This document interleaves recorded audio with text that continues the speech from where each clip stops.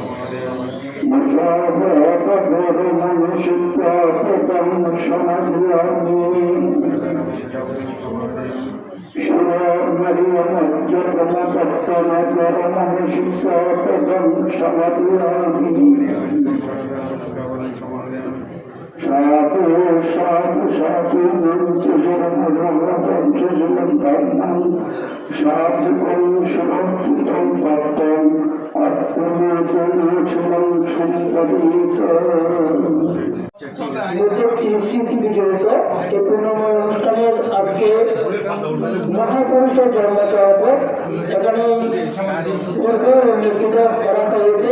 আমাদের সুদীজনরা যে মহাপুরুষগণের নাম শ্রদ্ধার সাথে স্মরণ করেছেন, আমিও শ্রদ্ধার সাথে স্মরণ করছি।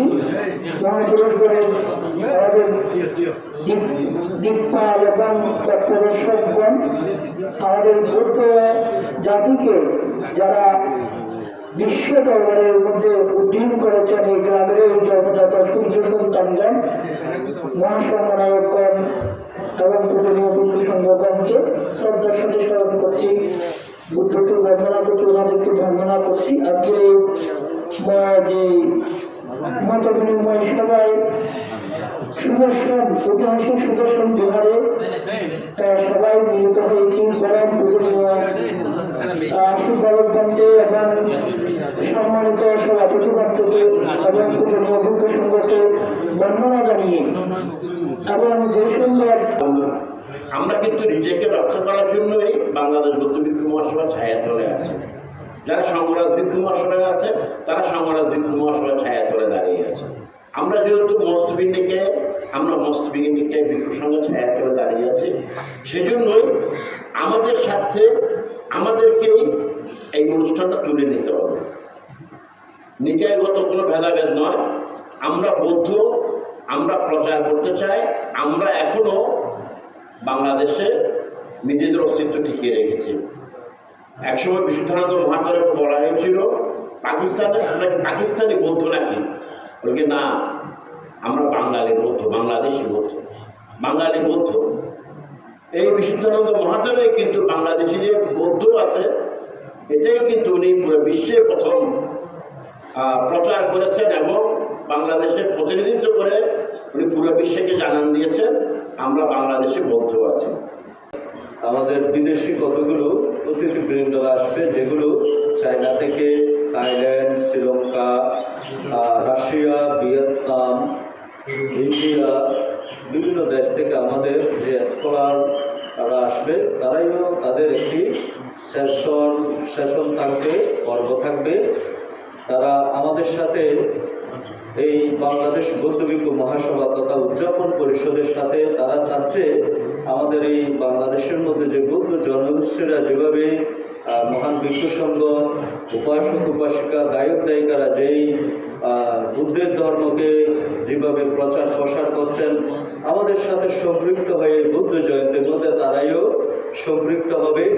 এবং বিশেষ করে আমাদেরও একটি ইচ্ছা পরিকল্পনা, আমরা বাংলাদেশের মধ্যে যে বৌদ্ধ জনগোষ্ঠীরা আছি, আমাদের যে বাংলাদেশ বৌদ্ধ ভিক্ষু মহাসভা আছে, বিদেশের সাথে একটা আন্তর্জাতিকভাবে আমাদের একটি সেতু বন্ধন, মেলবন্ধন তৈরি করে যাতে আমাদের পরিসর আমরা আন্তর্জাতিকভাবে প্রচার প্রসার ঘটাতে পারি, সেরকম আমাদের চিন্তাধারা পরিকল্পনা রয়েছে। সম্প্রদায় যেটা আছে সেই সম্প্রদায় তাদের বিবেচনায় নিচ্ছেন যে বৌদ্ধ ভিক্ষুরা তারা শান্তির জন্য কাজ করে, নিজেদের জন্য করে না, বিশ্ব শান্তির জন্য, জনগণের জন্য তারা কাজ করে। এটি হচ্ছে আমাদের প্রাপ্যতা পূরণ করতেন আমাদের সদ্য ভিক্ষু সংঘ। এখানে আজকে ওনারা সেই যে মহাকর্মযোগ্য হাতে নিয়েছেন, শান্তি শোভাযাত্রা সহ তিনটে জিনিস আমরা লক্ষ্য করেছি। একটি হচ্ছে যে বিহার, যে বিহার একটি চলমান তীর্থ, সেই তীর্থকে উপস্থাপন করছে। আবার এই যে আপনার ভিক্ষুকে কথিত দশা ভিক্ষু যারা যাদের অনবদ্য অবদান রয়েছে তাদেরকে যে বলি দেওয়া হচ্ছে এবং আরও কিছু ভিক্ষু তাদের জীবন ইতিহাস সেখানে সন্নিবেশিত হচ্ছে। তিনটি জিনিস সেখানে লক্ষ্য করেছি আমি। আমাদের প্রারম্ভিক বক্তব্য যেটা বলেছেন সেখান থেকে যদি আমি ভুল বুঝে না থাকি একটুকুই লক্ষ্য করেছি। বৌদ্ধ অনুষ্ঠান পর্বের মধ্যে সুন্দর বৈশাখী পূর্ণিমা এটি একটি খুবই গুরুত্বপূর্ণ অনুষ্ঠান। যেহেতু আমরা যথাযথ সম্পর্কে জন্ম তিথি, বৈদ্যুত লাভ, মহাপরিনির্বাণ লাভ, একে কেন্দ্র করে আমাদের এই শুভ বৌদ্ধ পূর্ণিমা অনুষ্ঠিত হয়ে আছে। তো আগামী 8ই মে এই বাংলাদেশ বৌদ্ধ ভিক্ষু মহাসভা কর্তৃক যে অনুষ্ঠানের কর্মসূচি হাতে নিয়েছে, এটা আসলে একটা শুভ মহাপূর্ণময় অনুষ্ঠান বলে আমি মনে করি। তো এখানে বেশি কথা বলার সুযোগ নেই, কারণ সমান্তে অনুষ্ঠানের আঙ্গিককে কেন্দ্র করে বিস্তারিত আলোচনা করেছেন। তো এই যে এই বুদ্ধ পূর্ণিমার আয়োজন করে যাচ্ছেন, গত বছরও করে গেছেন, শুভযাত্রা করেছেন, বেশ সুনাম অর্জন করেছেন। যেহেতু আমরা বুদ্ধ সম্প্রদায়, আমরা এত খণ্ড যা আছি, কিন্তু আমরা কিন্তু বিশ্ব দরবারে এই শুভযাত্রার মধ্যে আমরা দেখিয়ে দিচ্ছি আমরা কিন্তু পিছিয়ে পড়ার মতো লোক নয়। আমরা বুদ্ধ জাতি, একটা শিক্ষিত জাতি। যাই হোক, আমার ব্যক্তি বক্তারা এইসব ব্যাপারে যথেষ্ট আলোচনা করেছেন।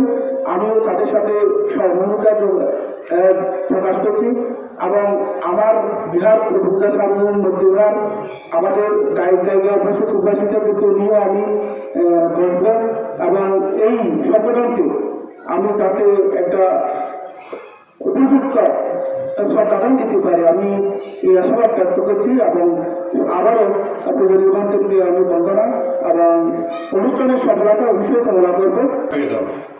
আমি মনে করি কারণ বান্দারা বিহারে থাকে কোনো বান্তে চাকরি করে না, তাদের এই অর্থ প্রচুর অর্থের প্রয়োজন এই অনুষ্ঠানটা করতে, তারা পাবে কোথায়?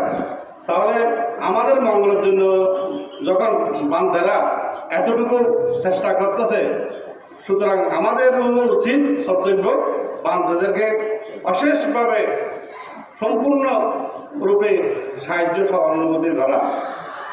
তাহলে বান্দারা একটা আনন্দ পাবে, যে কোনো কাজ করতে তারা উৎসাহ পাবে। এর বিনিময়ে ছাড়া বান্দারা মাঙ্গলিক কোনো কাজ করতে তারা নিরুৎসাহ হয়ে যাবে।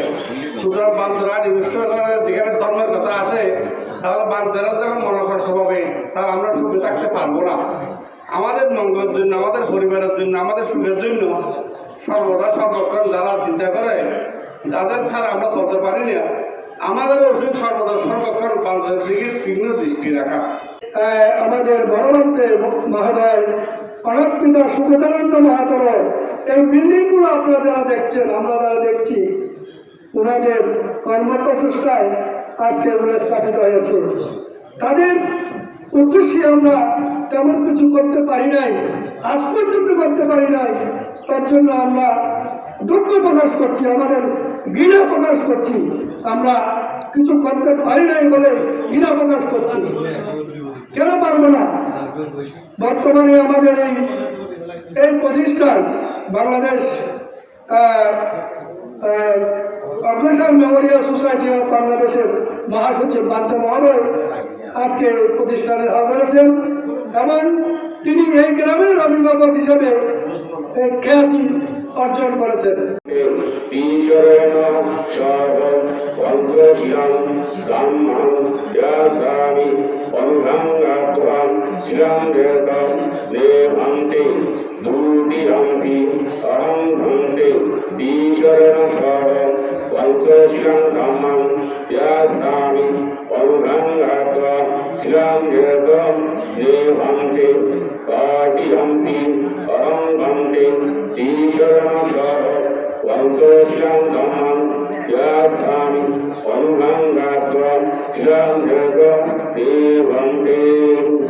কিন্তু বিকালবেলা যখন আলোচনা সভা হচ্ছে, তখন আমরা হাতে গোনা পর্যন্ত ছাড়া অন্য কারেও পাই নাই বা উপস্থিত হচ্ছে না।